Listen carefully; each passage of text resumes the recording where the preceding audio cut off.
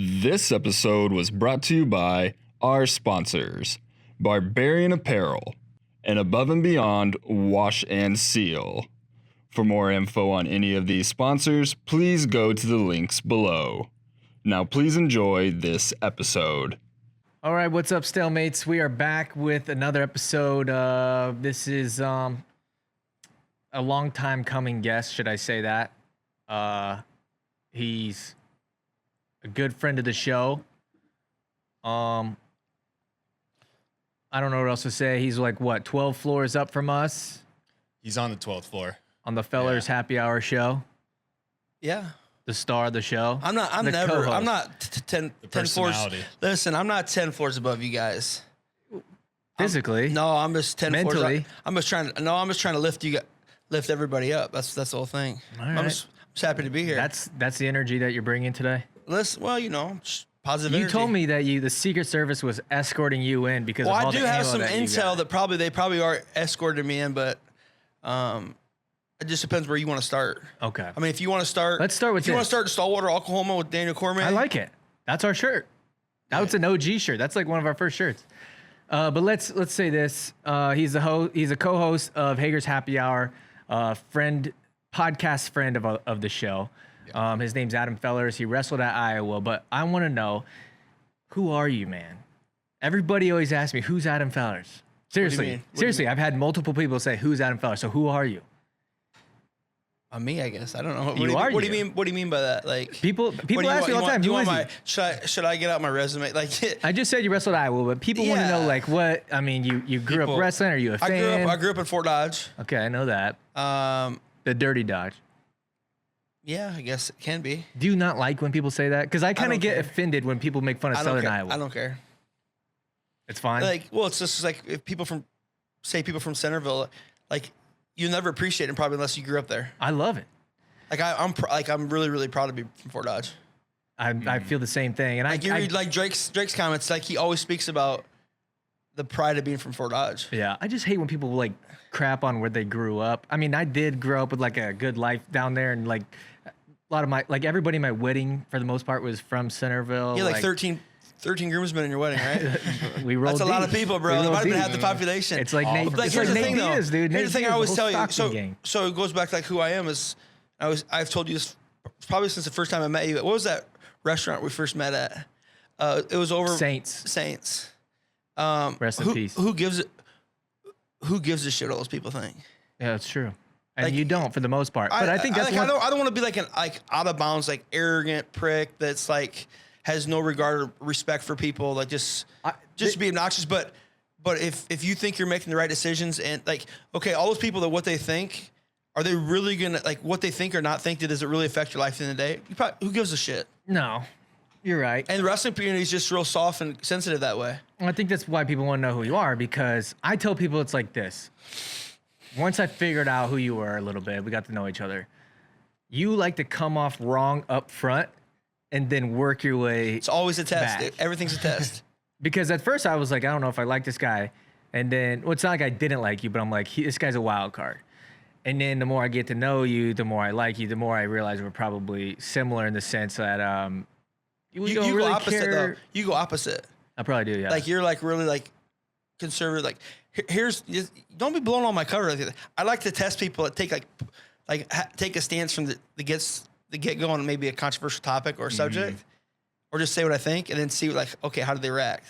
And then are they consistent with what they said or not? Then you kind of like said the whole vetting out process of, oh, this guy's really foolish. Like you figured out like I'm a quick sorter. Like, okay, this guy's full. Like, so you pee in their Cheerios right away. No, I don't pee in them. I just pour the Cheerios for them and then poke them. And if they piss in their own Cheerios, that's their gig, not so mine. if you go up to somebody and they like, you kind of like jab people, and if they get super offended, do you like them because they stood up for themselves, or are you like, that guy's too sensitive?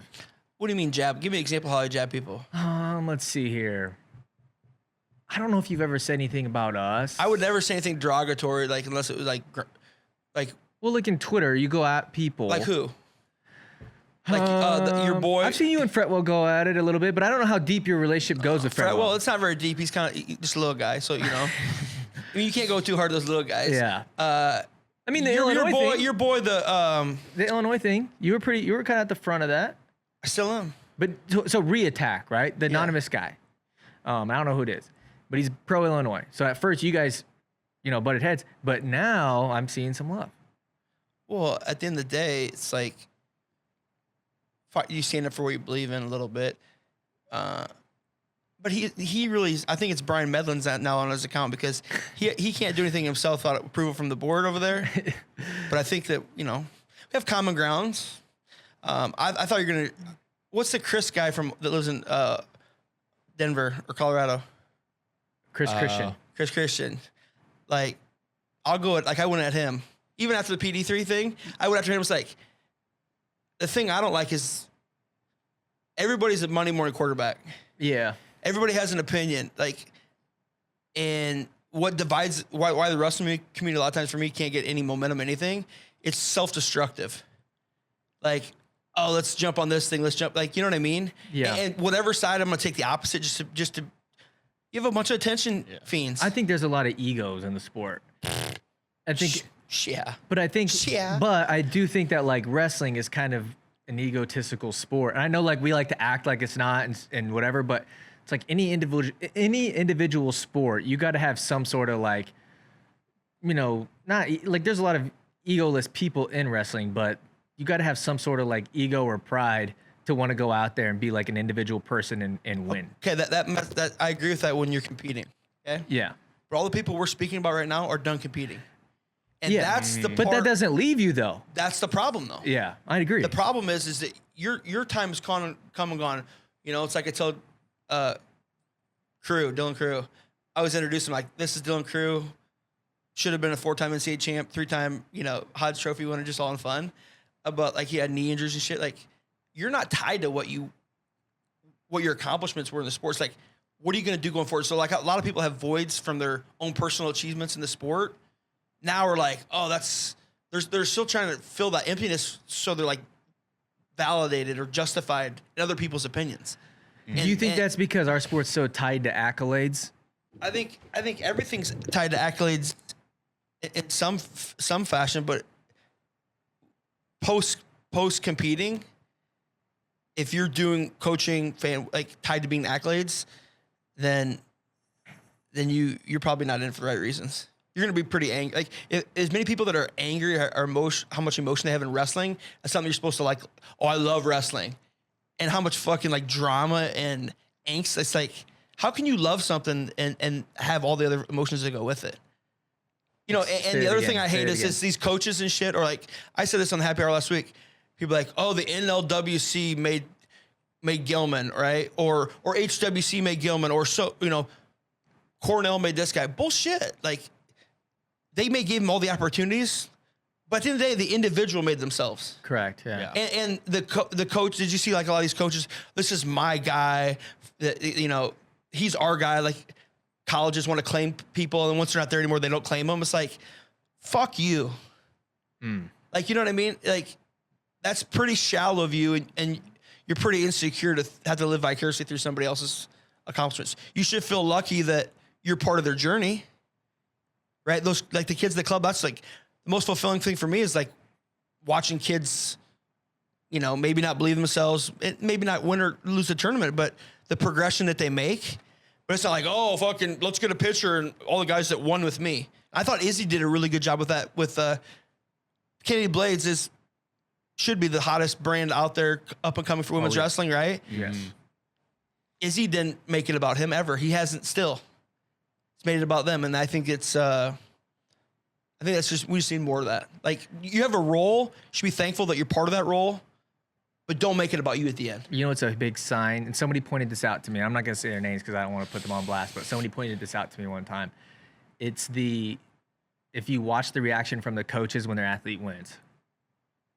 So your guy goes out there and wins. If you're celebrating the most and you're running out to the middle, making it about you, celebrating just as much as your athlete, that's a pretty good sign that coach made the spotlight on them just as much as the athletes. Now, if your coach You know, you can get excited a little bit, but if you're going out there and like totally putting yourself in the center of the circle with your athlete after you win a big match. So what would your take be then about the Corey Clark, Terry Bransdale then, after you said that? Let me put you on the hot seat for a second. Yeah, do that. I don't care. I mean, that one. Or what about Metcalf and Carr? What about Metcalf and Carr? You know what I think that was? I think that, well, okay, so David Carr wanted to do that. And Metcalf even did an interview saying like he didn't want to do that. Metcalf didn't want to do it. David Carr said, no, if I win, you're doing it. That's an excuse. The Corey Clark Brands brother thing, I was okay with that move because at that time, Iowa was trying to fight off this persona that they're like robots, they're not fun, let's just stay in our lane, you know, tough wrestling. And then Kale, everybody was saying Kale makes wrestling fun, they play dodgeball, they're playing touch butt in the park or whatever they're pretending to do. I think at that time, Terry Brands... was that a touch butt? Is that a... I just seen the thing today about touch butt. I think Downey said that about that girl they're talking about today. But you think Brands was doing that just to get rid of the persona? I think Brands, the reason why Brands wanted to do that with Corey Clark is to show that we have personality and we can go out there and express that we have fun with the sport. So that I think was a little bit more strategical than like, give me my moment. Yeah, but also think about this. They had 5 NCAA champs that year, right? Or 4? Who, Penn State? Yeah, that year. And what was the only thing that went on ESPN top 10 and shit? It was that Corey Clark moment. Like press-wise and PR. Smart. I mean, yeah, really smart. That was just one guy's opinion about whether or not. Well, anyways, it's the coaching part of it is, it's a work in progress always. Okay, let's move on a little bit. So last night, Jake Paul and Tyron Woodley, 2 former wrestlers. Let's not get it freaking twisted. We claim everybody in wrestling except for the Paul brothers. Huge social media stars. Yep.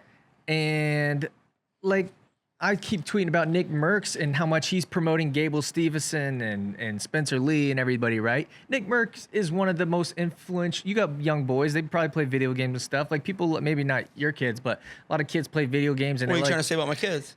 They don't seem too video game like. Do they like the video games? They love it. Okay, so they like it. They probably know who Nick Merckx is. Yeah, probably. I don't know. They probably know who the Paul brothers are, right? Yeah. But the wrestling people were like, oh, we got freaking Billy Baldwin. We got AC Slater, like all these people from the 80s and like these old people, Neil deGrasse Tyson. The kids don't care about those people. I think it's cool, but they care about the young influencers like the Paul brothers, Nick Merckx. Shouldn't wrestling fans accept the Paul brothers? Like, shouldn't there be some sort of like, you know, we should use their stardom and be like, hey, this could be huge if we embrace them. But instead, we write this article and it got absolutely no love, which is fine. But it's like people... because they're such a heels and people just don't like how they are, it's like you can't see the bigger picture of like, hey, if we embrace the Paul brothers, maybe one day they'll like, you know, give wrestling some sort of shine. But they're not going to. I don't know if we keep dissing them and disowning them. But it goes back to, it's like no one wants to be happy for him because they want to see him fail, right? But do you remember when Askren and Paul announced it? I said it was a huge, like one of the biggest media blunders ever, that wrestling didn't take that storyline of they may be at 2 different endings, but they've both began the same path. Like from a wrestling standpoint, they had the opportunity there. They had the same opportunity, and Showtime actually did like a little pre-show on one of Helwani's 77 clips he did. He should stick to that instead of announcing or the ring sound. I thought he did good, by the way. Well, we'll have a talk about that, but. They talked about that wrestling and combat sports turned Jake Paul's life around at a certain pivotal point, and same with Tyron Woodley when he was suspended. So there's common ground, 100%. And the reason we are is because fucking wrestling can't get out of its own way. Correct. Mm-hmm. Well, you can't appeal to a bigger, a wider crowd because you don't have the mind capacity to do that, because you might have to get outside your comfort zone. Yeah. Right. Same thing like, oh my God, they're gonna have a, Willie, fucking, oh, you're gonna have a street league, all this stuff. Like you're a fucking blooming idiot. And now who wants to be? Now who's the guy that wants in on it? Oh, well, you should do this. It's him, because everybody takes shots because they're too big of pussies or scared to put their stuff out there to maybe fail. And then once it's successful, then I'm gonna jump on it. That's wrestling community to a T. Yeah. Well, there's your first shots fired, I think. That's not shot. I mean, that's just period. Yeah. Well, if Willie was here, we would have the same. I mean, he wouldn't say shit. I think the thing that helps us is we don't really care whether or not people from the wrestling community like us, because that's not like they're either going to pay attention or they're not. Like for us, there's so many people out there that are not Stalemates fans that we want to get to. You know what I mean? So like everybody on Twitter, whether or not they like Street League or not, they already know about it. The hardcore people is like the 10,000 people that everybody, what does the wrestling Twitter world say in that? It's like the stamp of approval. It's literally that's so small, correct. right? And once you start realizing the analytics of I know a thing or two about analytics. yeah, but like the wrestling people is such a small percentage. We're going through our pay-per-view buys and we can see the names for the most part. I don't even know who a lot of these people are. And how many people in that ballroom didn't even know who we were, but ever since then it was like followed us and like the money and stuff to us wasn't like we like broke even on it, or something like that. And it's like You didn't try to do a money grab though. no, but That's not the purpose of it. The purpose is, I said this on the pre-show, was you have more than 90% of college duels, your guys' attendance is higher than, okay? So there's a love for wrestling. And if I have somebody, if I'm from Fort Dodge, and there's a guy from Fort Dodge that I know, that I can associate with, and I'm a wrestling fan, I'm gonna be a fan of it because it's energy. It's not like this big, it's got to be this like top. Everybody that's involved at wrestling at the youngest level to the oldest, your target market is way bigger than people that are going to watch the senior level trials. That's the same 300 people. all the time. Okay. Yeah. And people in Centerville and Iowa and Fort Dodge that don't give a shit about senior, but they know a kid that wrestled in 2010 that I know, I can associate with that. I can't associate shit with senior level because I don't understand it and I don't know who these people are. Mm-hmm. Like what you guys did was, and all positive energy coming out of it. And the thing that a lot of people don't realize is like You can take your bow. Go ahead. You guys did great. Thank you you. guys, like, honestly, like 12 months ago, you guys put yourself out there. I'm like, oh, that's kind of goofy, but, Yeah. but that's everybody because it's different. And you go back to what the wrestling community is, scared of different, putting themselves out there because you might fail. But you guys stuck to it. You guys have been diligent about putting stuff out, consistency, right? And you guys have made or maybe where you started and swayed a little bit the other way and sway back. But you don't have to, like, if you can't change or morph into what you are, like if you are as a human being who you were 3 years ago and haven't changed any for the better, for whatever, then you're not shit. Right. You're stuck. It's like Farrell put the boxing traditionalists. Well, who gives a fuck about them because they're not important anymore. Like people don't care about that. if somebody can't watch that Jake Paul thing last night and not realize that that's great for boxing, they're stupid. The thing is, I was sitting in the living room full of people that nobody was a boxing fan, right? But now that we all watched it, now we know who Amanda Serrano is, or whatever you say her name. Dubois. The Mexican? Yeah, no, that was Mercado. Hey, the Mexican, you know, she didn't fight like a Mexican.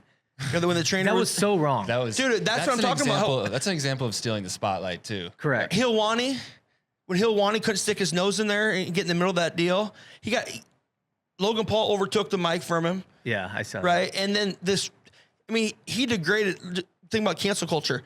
A woman that just fought for 10 rounds, great fight, a woman, and then her nationality, like that's got cancel road all over it. You don't think so? I don't know. What if I was you didn't fight like an African American, like Yeah, if you yeah. said that, what would be the It wouldn't be good. the guy's the jabroni. Yeah, I didn't like how he gave the trainer that trainer was all about He himself was, in that he was moment. itching for the spotlight. Especially He with need to be itching for a bigger T-shirt. especially Serrano and Mercado, wherever. It was an unbelievable fight. They like were hugging each other and loving each other, and then the trainers decided they wanted to like make Respect. it ugly. But what I'm saying is, Jake Paul got on that card, and whether you like him or not, he gave a pretty good chunk of his audience to those undercard fighters. Like Tommy Fury now is going to be massive. Massive in what? Attention. He I fought. can't name 10 boxers. I could probably name like 10 boxers, and now he's going to That's be Tyson one of them. Fury's half or quarter brother, third. Something that like doesn't look. How much? I think he's like half? a half brother. I mean, where was that support? Anyways, he looked like he was fighting a guy the size of Hager. Well, I agree with what you're saying, though. he gave attention to all these dudes. That's 2 cards in a row though, to the wrestling community. Yeah. Mm-hmm. So Who's the next one going to be? it's got to be someone from Missouri, right? Maybe Michael Chandler. Oh my Yeah. God! Just keep knocking them all down. No, I think Jake Paul should have called out Connor last night. No, that's too easy. What do you mean? I Jake mean, Paul beat him up, That's, you're no, saying? he's put it out there. He's already trolled him. He didn't. You know what I Right. mean? I think counterproductive. Dana's kind of playing the right card of saying, all right, if you want to keep giving us attention for free from your audience, like troll him, like he's going to beat Dana's ass and all this fighter What do you think pay about stuff. Dana like being so anti giving them attention? I think- Stupid or No, I think smart? I think if you've probably been through the trenches for as long as Dana White has been, and people can say whatever they want about him, but they started with nothing and what he's built. If he does give him attention, it just validates him right away. Why did he? Yeah, but why did he do that? Well, I guess Floyd was already validated, right? I was gonna say, why did Connor and Floyd get to do it? Because if you think about, okay, so let me bring up my professional side here a little bit. What was in the meantime? What was UFC behind the scenes trying to do? They were positioning to go public. So they're building your audience, your view. They're driving. They were some of the schemes, things It they happens did. that far out in advance. Yeah, they're building their valuation because it's all based on what your forward valuation is going to look like. If they max out everything potential when you buy a business, there's nowhere to go but down.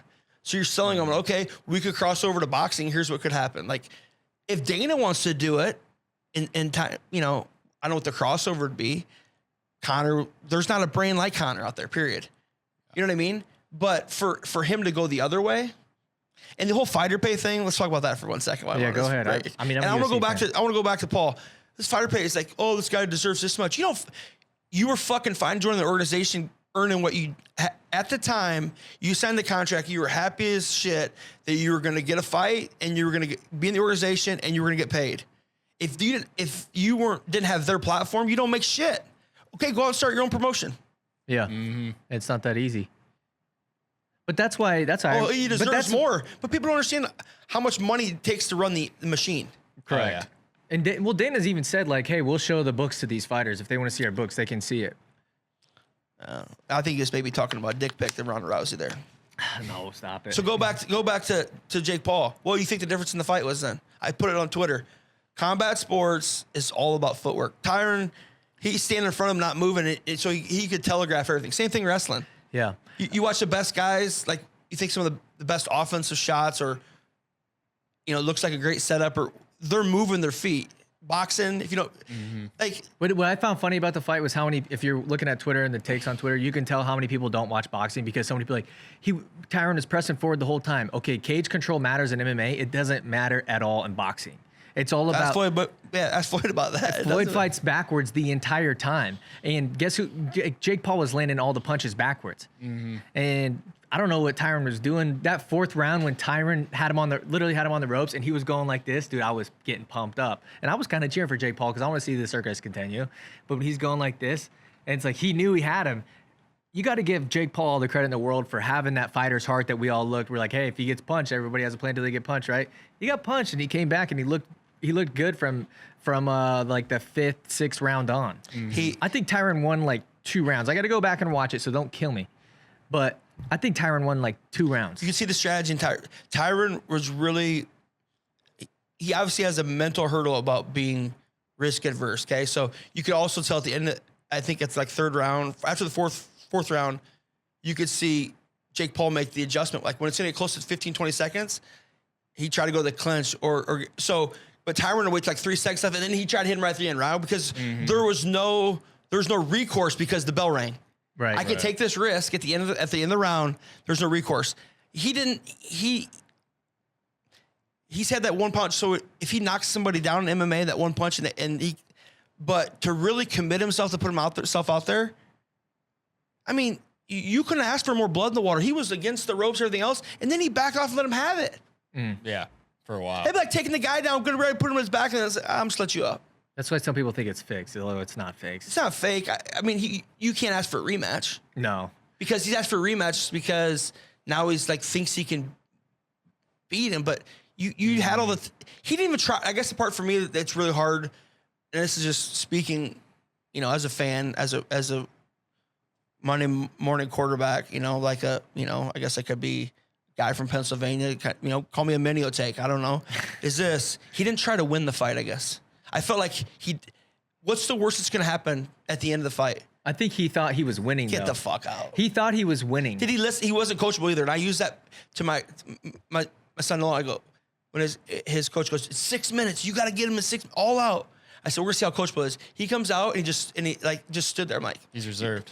yeah, he didn't respond. I mean, even Cormier, those guys, they're like, oh, he just same old T Wood. Mm-hmm. Cormier was hating on him. How could you say he's one of the greatest welterweights of all time?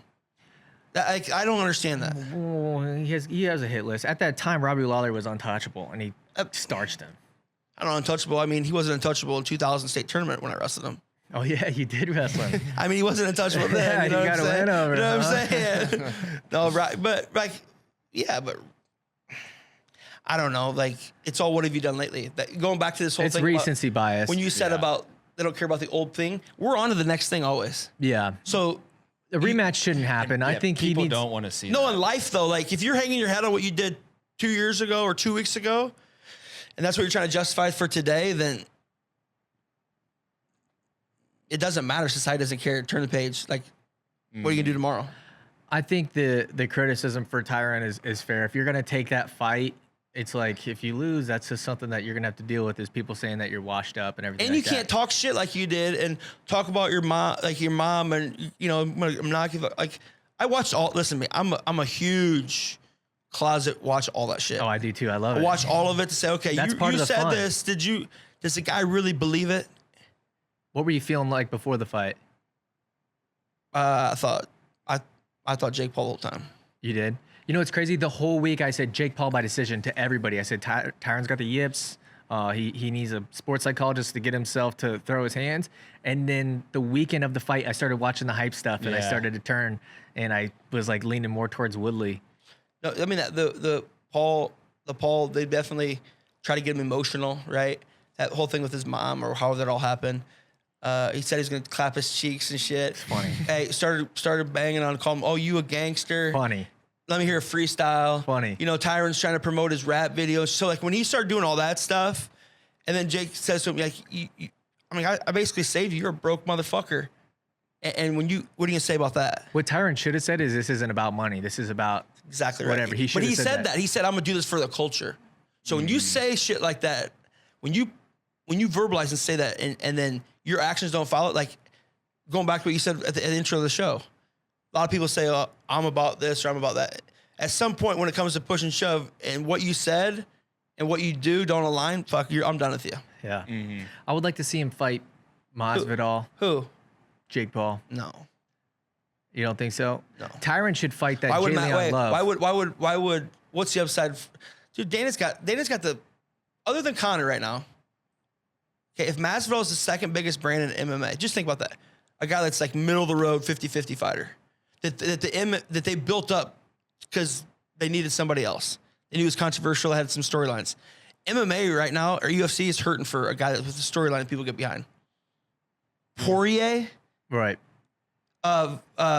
Volkowski, Volkanovski. whatever. Ngannou, like they're done with Ngannou. He's done. So dumb. He's getting stripped. It's so stupid. Yeah, but look at now that you're the guy. Now you're scared to protect something. He wasn't scared. He's scared. He said, give me like a couple. Like he got stripped like that, dude. he didn't get stripped. Khabib held the belt for like a year after being retired. Bro, look at they hey, stripped hey, let Ngannou me in ask 2 you, seconds. Hey, go back to this. Let's rewind a little bit. Ooh, valuation, right?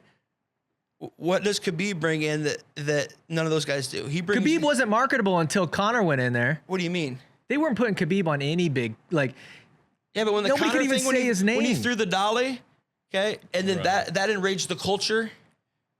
And Right. guess what the UFC used for promos? What? The dolly throw. Yeah, but that's what, awful for our sport. Look at their, oh, here's the video. Who are every they 5 promoting now? seconds. Islam, right? Islam Makhachev. Makachev. Anybody they can get from Russia, they can try to tie on to now, or Khabib coaching these guys. That's a whole new market they have expanding. That's why they put Abu Dhabi in.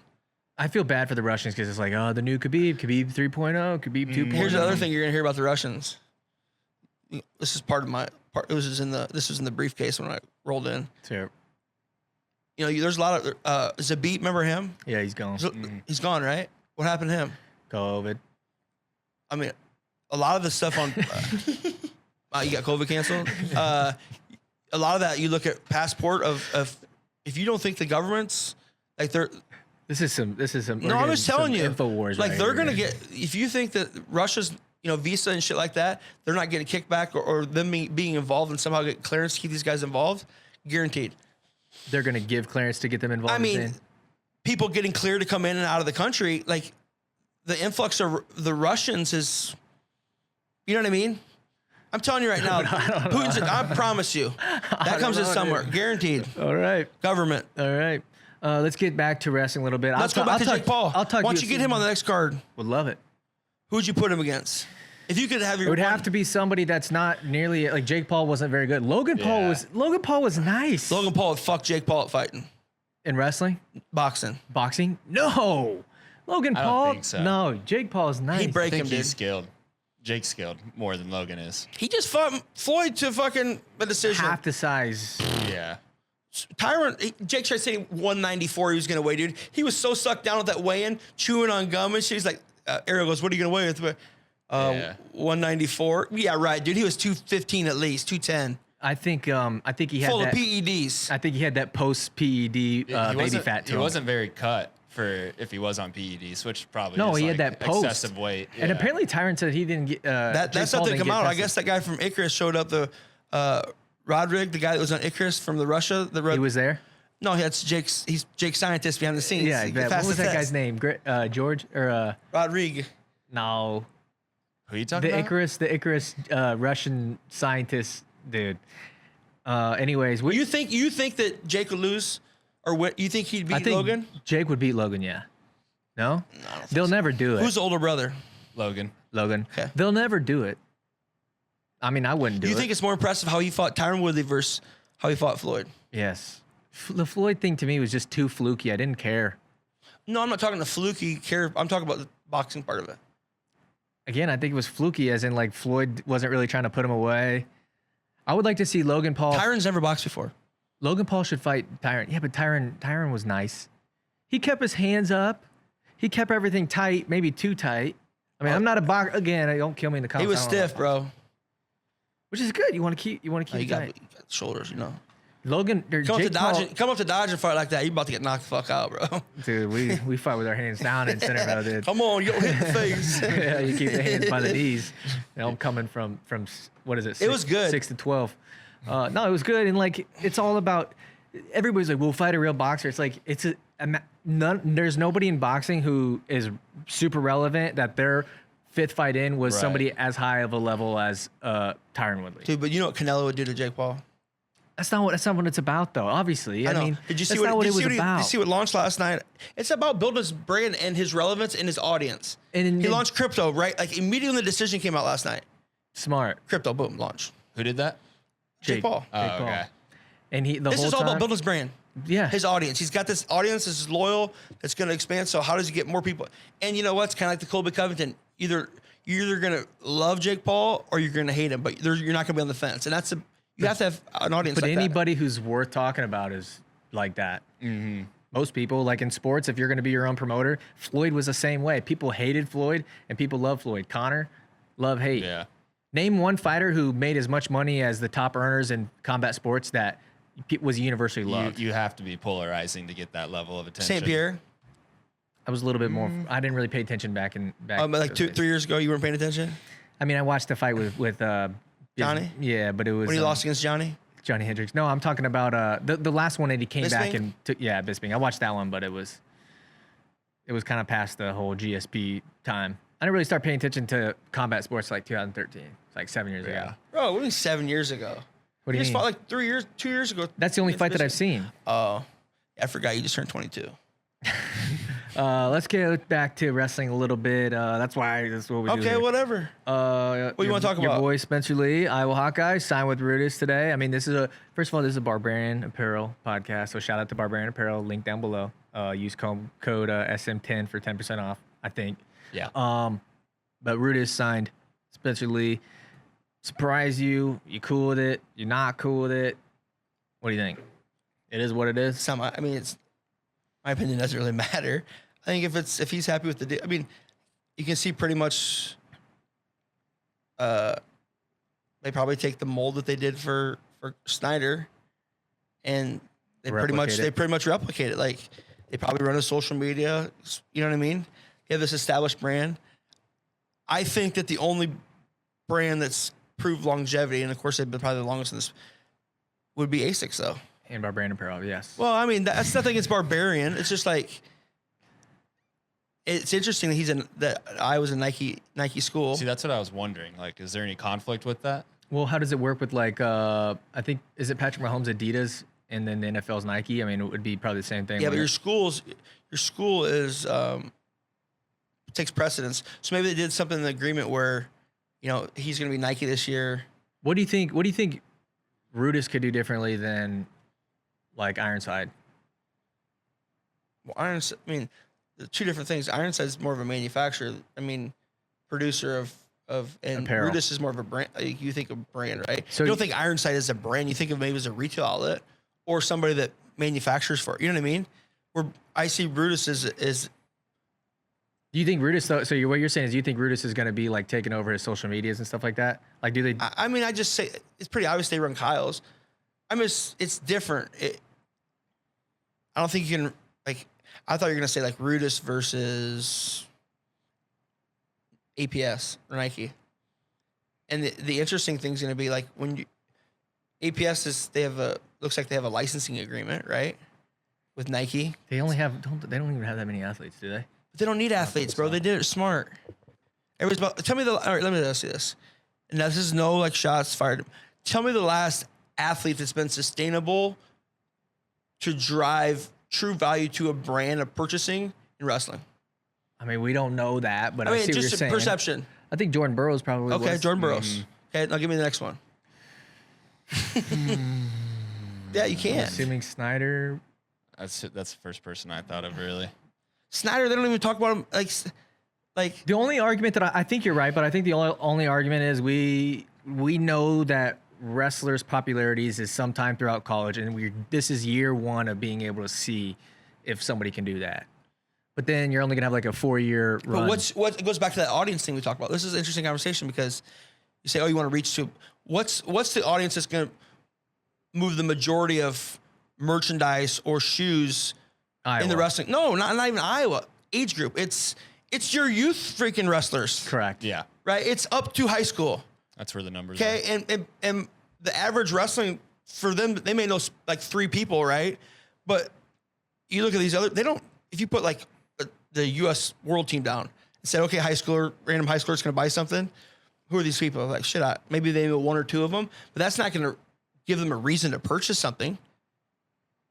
Yeah. You know what I mean? Break that down a little bit. I mean, I just don't think that brand's that impactful to the masses. It's really not. I mean, Gable, like Sanderson, does he even have his shoes still?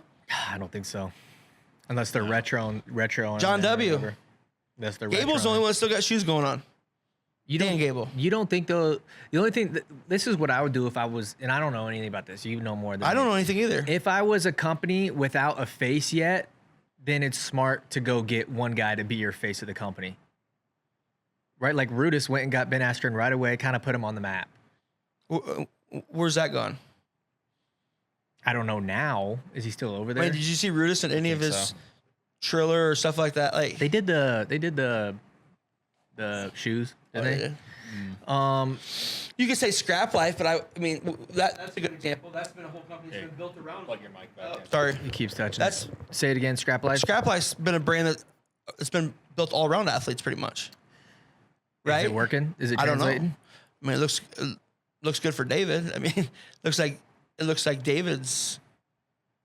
It's a good merchandise, you know, and Penn State overall. I don't know. I can only speak from our experience, and like us when we were shopping around a little bit, trying to figure out a company that was gonna work with us. I wanted to get somebody that was gonna like. It wasn't always about like money or anything like that. It was about, I think, symmetry. So when people hear stalemates, and as we grow, which we've been doing, it'll be synonymous with Barbarian Apparel.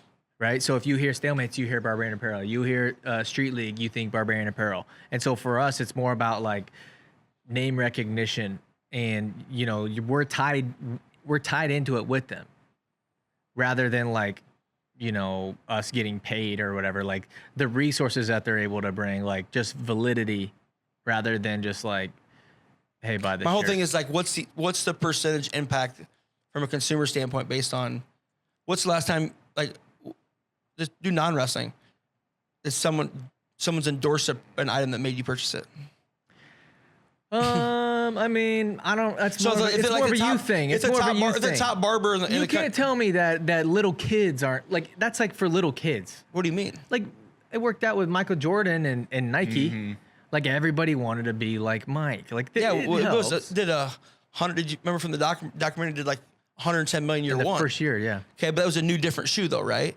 But I'm saying, what's the last purchase that you made that was endorsed by somebody and say, I bought it because this guy endorsed it? I'm a grown man. I don't really buy my stuff like that. What do you mean? Like I'm not like seeing like a Odell Beckham drink of water and be like, oh, I want to be like Odell Beckham. Okay, then who are they appealing to? Should be the youth. The little But the kids, youth doesn't have money. They have parents. their parents will pay for it.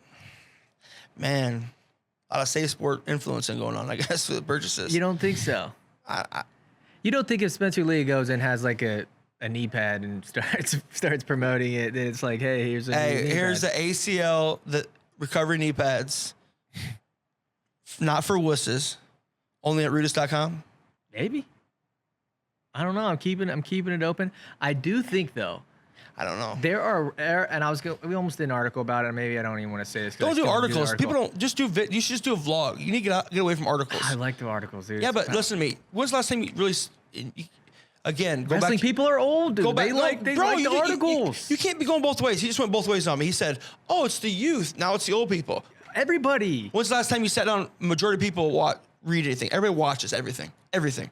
If I can sit down and watch Mel Kiper instead of reading all this for 2 minutes, I'll do that rather than. I'm like you, but there's people out there that just like to click something. Yeah, I I guess. think it's a lot easier to commit to an article too than a full video. No, like a short clip, like Yeah. short takes. You know. We can talk about that All off right. camera. Because we got some. I thought you want to talk about I thought you were talking about like knee pads and stuff. Spencer Lee. Yeah, I mean, we just talked about it, but what do you think he's got? I guess I saw in the wrestling room that he is not getting surgery. What do you think of that? Well, I'd hope not. If he's gonna get surgery, he should have got right after the Nationals, probably, right? Yeah, so I guess he's not. So- I don't know that though. That's what the wrestling room said. Well, I seen that. Was it last week when all the they did their photo shoot for like year 7? Ironman put out Sick there. photos, by the way. They were cool. Whoever's Hey, in what charge of that, about shout out to the kid from Fort Dodge? I think Drake Ayala had like the second most impressions behind you look Spencer at Lee. that stuff. Yeah. Behind Spencer Lee, he was number 2 brand on the Hawkeyes already. It's That crazy. was impressive. Yeah. Yeah, What do dude. you think that is? Just being the new fresh meat or what? I think that's It's that that's Ford the Dodge? power of being a good. He has the potential if he performs. That's the power of the state of Iowa. And even people not from the state of Iowa, like, how can't you be a fan of the kid? Like, why like don't him. you why don't people like him? Yeah, I But like him. anyways, so he might be Spencer Lee might be in the next. When's the next Avengers coming out? I mean, for this guy not to have surgery on two torn ACLs, and it looked like he was down in the stance.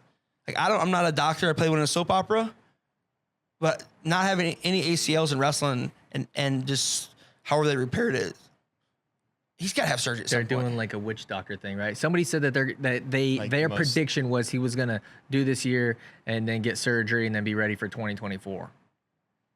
That was just some form. stuff. Doesn't make any sense. Like, did they really think the surgery would put him out that long?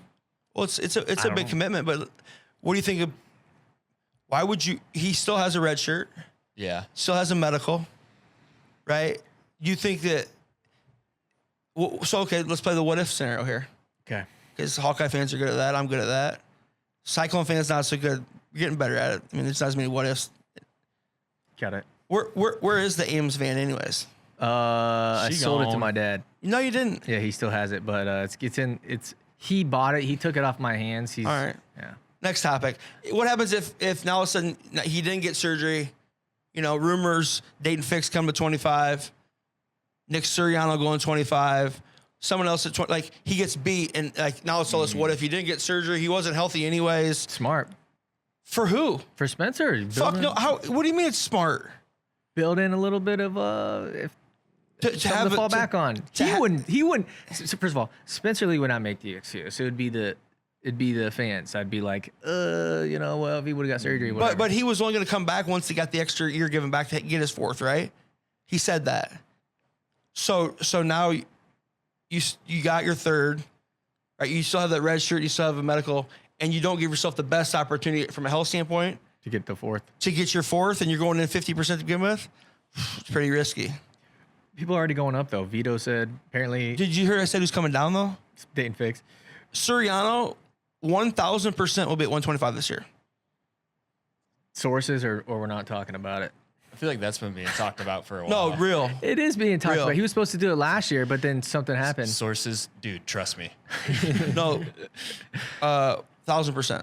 Okay. And I know you're connected. I know you're connected. And the problem is the same reason that was, my opinion, that there was talk about Dayton going 25 is people are trying to validate or knock somebody off of maybe achieving something to validate their own brand, like that they were like Dayton coming down to beat Spencer was like, oh, I ruined this guy's, you know what I mean? Like chasing that Larry Vision Owens, Quest. right? Vision Quest, Larry Owens. I mean,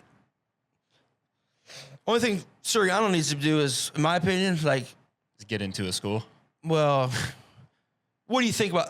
I don't think there's. I think Willie and Minio about him going. If he goes to Penn State, if Kale takes him back to Penn State, then everything that you said about your culture, environment, all that goes right out the fucking door. Why? What do you mean? Why? What did Suriano do? You got What somebody did that's, Suriano do? You've got somebody that's a known cancer. Is it though? Okay, he went to Penn State. Okay, hey, that ain't for me. Then he goes home to Rutgers. Okay. He's gonna win it for New Jersey. Okay, he wins it, right? Yeah, he won it. He got second. Yeah, he won it. And then he won it. Okay, and then all of a sudden he just fucking disappears from Rutgers, and then he reappears in Phoenix. Yeah, I'll tell you what. Winning cures everything. Yeah, Everybody wants to win. But Penn State's Everybody won, wants to win. they've won plenty. Yeah, but You're gonna bring- I you're- was knocking on a repeat. Kale doesn't want that. Okay, so but you're still counting on. And it's an obvious hole. If they already had somebody that was at 25 that was a top 10 guy, Robbie Howard's apparently not wrestling this year. I would do it too if I was Kale. No, you wouldn't. Yes, I would. You would. I mean, I wanted him Hey, to go to Iowa State. You would never do. No, you have to be Cuban to go to Iowa State.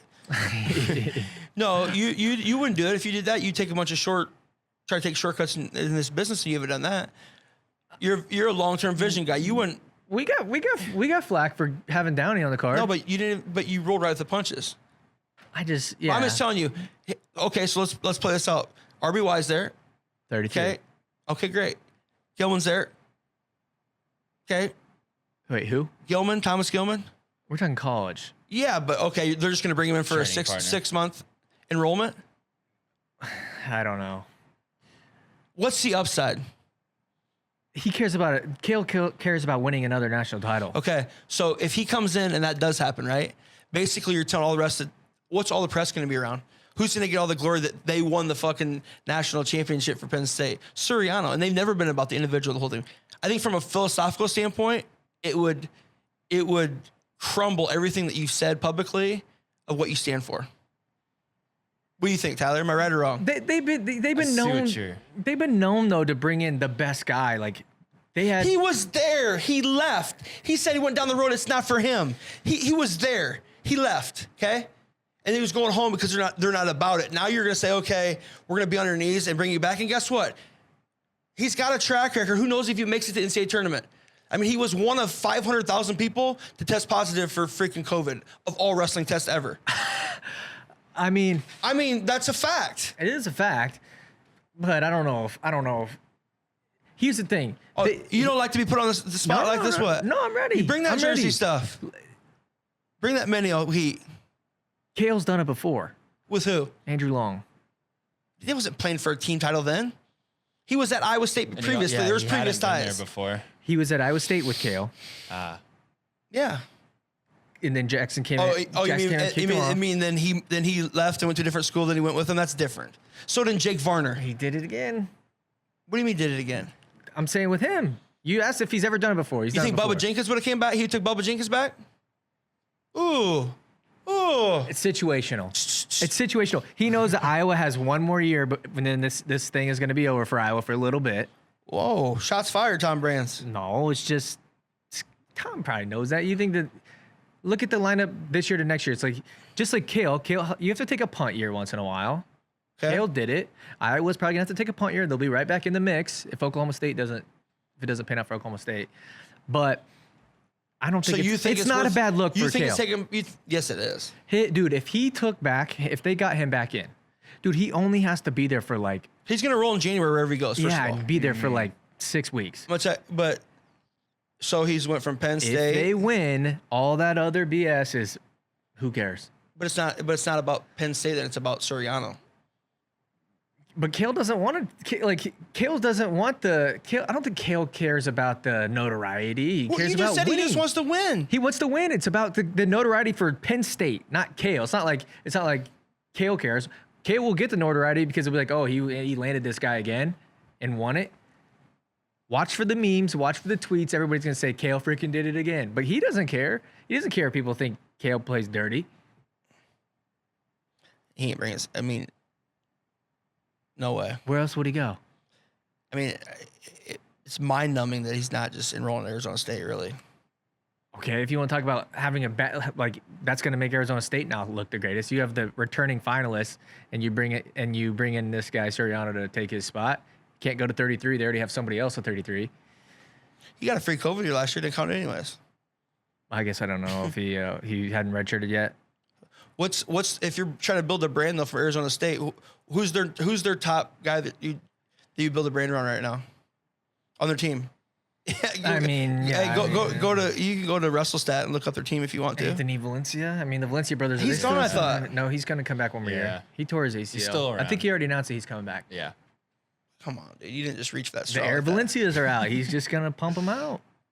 What about that? I like when people come on the show and try to get me to give wrestling takes because we tried to do kind of off the mat topics and stuff like that. But I like. What do you mean off the mat? And by the way, who's running the Hager's Happy Hour Twitter? I don't know. Fire them. You guys love that take of me saying Spencer Lee and Camacho. It's like every five months. Oh, better get some clout. Let's repost this clip. I saw that and I was like, you mean Zach get some went clout? back You on said Happy get some Hour? clout? You guys try and get some clout. Did he just hit me with the T Wood clout? They're trying to get some clout. That's what he said. Wow. They're trying to get some clout. No, it threw me off. I was like, Zach went back on Happy Hour? No, Oh, that's it was from a year ago. From a year ago. Let's try to, things are buzzing over here still. That was Let's funny. try to get some That was stuff. fun. That's fun. I guess. It's all good. Man, I guess you just big time me, huh? No. Yeah, I just want to know. I want to know who's running the account. Well, It's probably you.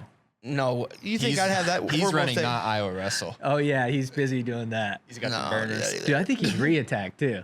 Listen, I think he's re-attacked. I'm gonna show you live on the show right now. No, I'm gonna show you. You do get accused a lot of being burners. Dude, look at I get accused of all kinds of burners. All right, Is that clean? Is my rap sheet clean there? that's clean. Okay, all right. No burners, bro. All right, I respect Kentucky it. mud And I'll flap show you. only. I'll show you mine. People. Kentucky mud flap only. Dude, that. Kentucky yeah, waterfall. Only the OGs know that one. Look at that. All right, that's good. I mean, I listen to me. You introduced me on the show of being kind of calling people out. I'll say what I want. Like I'll put my autograph on it. I think that's why. Kind of like you put your autograph on the first Street League show. So when's the next one's gonna be? You're not announcing it? Well, we've already talked about. Apparently, we talked about it, and I didn't realize it, but we talked about October 29th, potentially, which is a Friday. What would you do before we sign off here? Because it's getting a little long here. I told you there's no. Did you get my text message? Time limits don't apply to this show. I know, but All right, things are sorry. You different. gotta go home, make dinner. Let the dog out. What is one thing that you would do next time differently for us? Nothing. Okay, well, what's one thing to improve? Surely there's something. Let me. Okay, let me It's bring up easy this. to It's easy to like. Yeah, but I trust your opinion. Here's the thing. No, it's that. There wasn't one. Tell me one person that left that event that wasn't happy. They were happy. Didn't have a good time, That's They true. were happy. right? Hey, then you did your job. Yeah, I think so. But we're trying to make this like a recurring thing, and there's always things to improve upon. Well, I mean, I thought it was great. I thought maybe I only fell asleep twice during the introductions. I thought those were a little bit long. They were a little long. My guy Aaron though, he was good. He just His coat was a little bit too tight. He was a little bit short on breath a couple times. that looked good though. I thought. he's not a wrestling guy, and so there's some stuff to learn there, but overall I think it was pretty good. The commentary was pretty good. It was great. It was good. Nate Carr Senior, was he good. felt like I think he forgot where he's at sometimes, and he got into it big time. What's funny is he's definitely not. He would definitely before that wasn't totally where it was stalemates what we're going for, and so like Corby would throw like talk about some drama or some beef, and then Nate would be like, oh, stick to the wrestling, So that element was good. Ryan Warner did a good job being kind of like the John Anik of it. But it'll be a revolving door. We'll have people coming in and out, but I think for the most part it's going to be pretty it's great. consistent with what. I thought the production was great. I thought you guys did it like how you guys do everything, and I think that's anybody that wants to be like, I'm pretty strong, stern on my take about this is wrestling people. Everybody wants to be like wrestling media, right? And they jump on. There's Twitter people, and they want to. You guys do it right. Like you invest in. You have the guy that had like the camera that was following him out. It was top notch. Well, that's what we wanted. That's what we wanted. But so your brand, what you're trying to put your brand as is being like quality. You've been consistent the whole time on it. It's the best production that I've seen overall at an event like that. I think even Flow, they have the guys with behind like who's number one. They have like the lights and the smoke and all that shit. But like the people following, they don't do any of that. It's the same shot every time. They will now, I bet. I don't know. I'll be there. Are you going down there? You'll be in his corner. Southeast Spoke representing. Yeah, let's go. Nate. Let's go. Yeah, I mean we want to emulate like boxing cars and stuff as much as we can. The thing for us is like we want to give wrestlers some shine. I feel like we never glorify like the promotional side of the sport. Like you watched that fight last night and the walkouts were freaking sweet. Yeah. Like that's part of it. It's not just about the boxing. Like imagine last night if they got rid of all the sideshow circus stuff, it wouldn't have been nearly as cool. Like sometimes the actual wrestling match, it's the total product. It's the total product. You gotta give people a reason to like care about the guy. And so like look at like okay, Mikey walking out in the fireman thing and doing that whole thing. Like without that, people wouldn't have cared about like obviously his friends and family would. I would have because I know him. He's my cousin. But him walking out with that, like that was half the story, in my opinion. You can't not have him on a card. I know we're trying to get him on the next one. But is his price go up? No, he's got a fight coming up early October, so the date would be a little bit weird. But I want him to wrestle Gerald Harris, the UFC dude who. I seen him. Yep, they're about the same weight. UFC guy. Mike can fuck him up. You think so? Dude, he's good. He's pretty good. He's pretty good. He's good. Dude, he's good. I told him he should have been like the main event. Like he could have been. He could have been the main main event. card. I think. Yeah, but I get how you build it up. Now you could use him as the main event. See, that's what I'm saying. Like there was people throughout the night that, like, I'll tell you this: all the viral, like I kind of break things up into like viral moments. All the viral moments where someone was coming up to me afterwards saying this was cool, this was whatever. It was all the like the amateur guys or like the undercard people. It was none of them were like the final. Everybody three. gets wrapped up in the. It goes back to what you just said about wrestling. It's like the X's and O's, like who won the match or whatever. It's like, what's the total entertainment package? Like his post match was great. Two flubs at the two. I did this with 2 ACLs and a 225 deadlift, Yeah. and he walks off. But Mikey understood it probably more than the other wrestlers did. Going forward, though, But Mikey, people don't understand how good Mikey was in college. right? Yeah, he was round of 12 guy, Missouri. Yeah, That's pretty good. what do you mean pretty good? Like it's really good. Nick Mitchell came out of the stands during that one. That was great. My favorite. Grandview. Yeah, the Grandview brand is that's a bunch of those. That's a band of brothers over there. You know how good that looked to me as a fan? How good that looked about Mitchell? Like him getting up. Like Jimmy Schuster hasn't wrestled at Grandview in like 8 years. 8 years probably. Something like that. And his coach, who wasn't even in his corner, he was just there to have just to be a fan of the sport and just kind of hang Support out. his guys. Support his guys. Gets up and walks over to the head table to argue a takedown in a match that has no bearing on anything, an exhibition just for fun. Gets up and he's still like, no, that's still my guy. I don't care who's in his corner. I'm still arguing this I take call. Nick Mitchell to do on program to be super successful. And like, okay, look at Colt McChrystal at Morningside. Like, Boom. that looks good Yeah. for him. What did he say? I said give him the bulldog. I went back and sound checked. That wasn't the fact. What happened with that? He Listen- thought you were chirping him. No, I love his dad, dude. You got to get his dad maybe on the call. Him and Corby on the call. would be like. First of all, Coleman Crystal was like the easiest guy to work with. He's great. I would have him on the card every single time. He's great. He's way. He beat. He looked good. He beat McKee. Yeah. And I said he's gonna beat Dardanes. I think right? you were the one who told me that. Yeah. Because Dardanes just come like it wasn't a good style matchup. Like okay, you're gonna get. McChrystal's he's a G.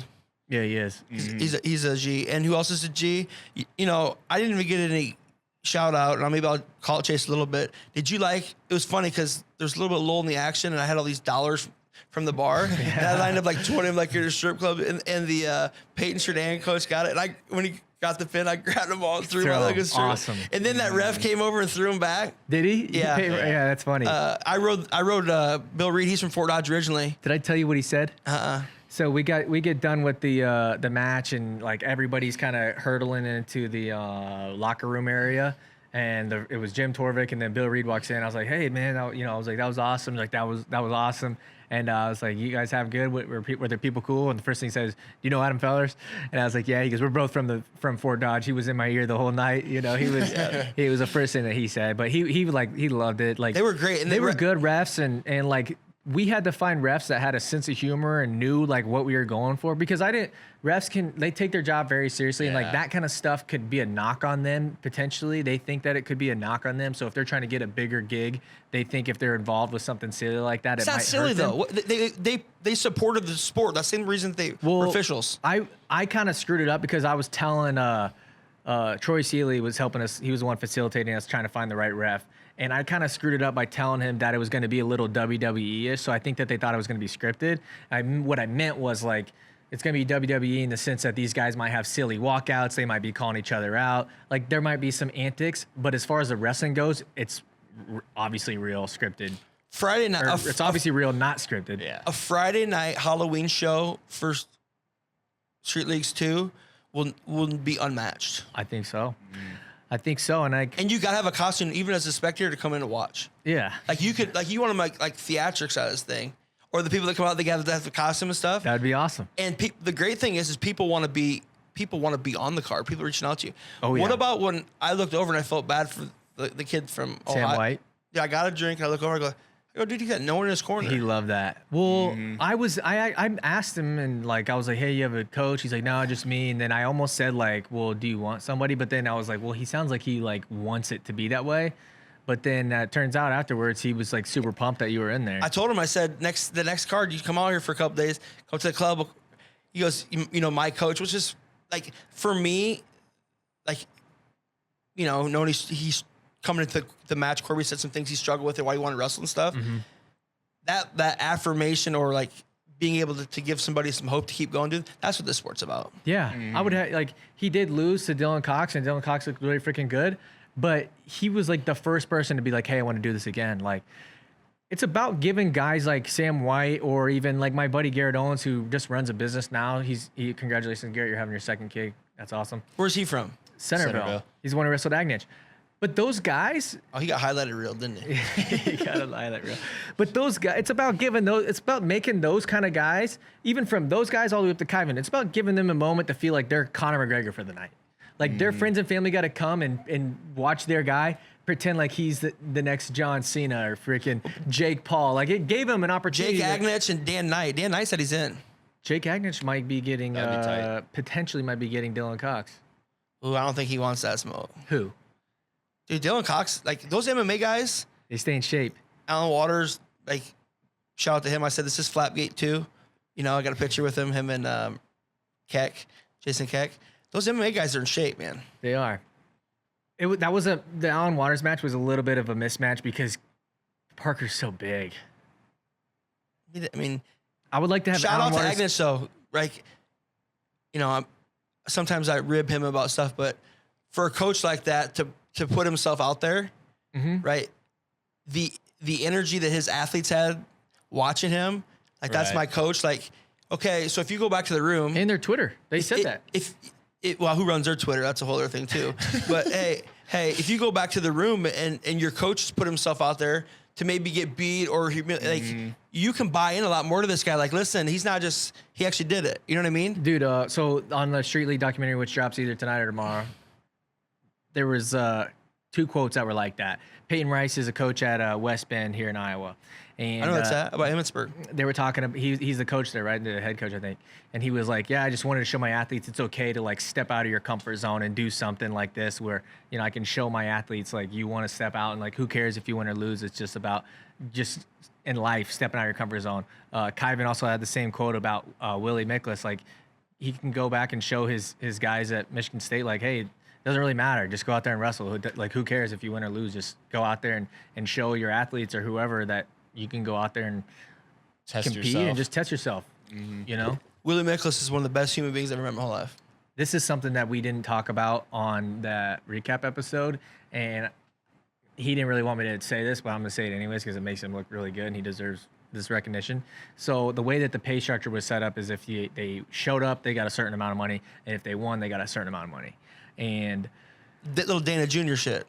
Well, Yeah, I'm just, we're trying to figure out a way to. now you get serious about incentivize. it. About Yeah, fighter we- pay. I'm actually gonna represent all the athletes in the fighter pay from now on. But you know what Willie said? One, Willie never talked about the money. We were like, hey, we're just gonna pay you what Downey was gonna get paid. Like you're gonna get the money either way. He says, cool. And I said, if you win, you get this amount. And he says, if I win, just give it to Kyvan. And it doubled their purse. And I'm like, oh, well, I'm going to give it to you and then you can give it to Kyvan. He goes, no, just give it to him. I'm like, well, you deserve the recognition that you're willing to do that. Didn't care. He didn't. It wasn't like he didn't get ready. He wrestled. I watched him warm up and stuff. He didn't go over and just roll over for Kyvan either. No, he didn't. Because some people are like, oh, you know, he worked out with him. He was his workout party to get ready for this. Obviously, he wasn't going to try. No, he wrestled like, He got a takedown. yeah. That Dear Wrestling Letter, like that, like I still can't watch it today. I probably watch it. I can't watch it without crying. Like, if anybody wants to know what wrestling can do, like from a parent to children and how it goes beyond, and then how that human being has been impacted and how he continues to carry it forward, Willie Miklas is a human being, needs to be more put on a spotlight to be. This is the model wrestler. Yeah, you have everybody that's won this and won that, but as a human being, this is what wrestling should want at the end. Mm-hmm. This should be the end product that you want. And I think it shows like Selfless. You hear about when like anytime a guy transfers, there's always some like sort of fans that are salty. There wasn't one Mizzou fan that was like no, Willie's moving back for the reason the health stuff that was going on, but like the Mizzou fans giving him like a standing ovation at NCAA's that year when he was at Iowa State, like that shows you the character of who Willie is. Like doesn't matter who you're like. Hawkeye fans cheered for Willie. You know what I mean? Like people. How can't you like him? Yeah. I mean, other than if you were from Ballard. I mean, he was one of the OG transfers. He started that transfer portal for Salty Spoke. We could really get into there. All right, we got to get out of here. My wife's trying to hit me up, but Oh, you too? thank you for coming by. Thanks, brother. I appreciate it. We got to. I Pre-COVID think we can test. make this, happen more often. Hey, listen, you got a little bit emotional when I started pushing a little bit about Suriano. I'll just, if I was emotional. He stop said it's it. not a wrestling take show. You got to like, Stop I it. was out. I'm all right with that. Your mustache. See, there's some even- people who can't. His mustache even curled just a little bit. There's some people that I can't go back and forth with like that because they will get offended. Hey, but last shout out. you can. Daniel Cormier, come get some, baby. Daniel Cormier, come on the show. Don't, Hey, shout him out. He'll hit you up on stalemates. All right. He goes, Stallwater fellers, man, that's wrong. Remember Tyron 165. Tyron Askren beat him to make the Olympic team. 165 pounder from Oklahoma State. Oh shit. Anyways, he came up to he was dying laughing. He wrestled Oklahoma State, man. Great. That coach that got mad at us for that, we're boys now. We've been trying to get on the show. Mike Malgado. Oklahoma people, yeah, they're just trying to be relevant. They've been relevant since 2005. All right. Hit subscribe. Subscribe to the Patreon and Stalemate Street League 2 coming soon.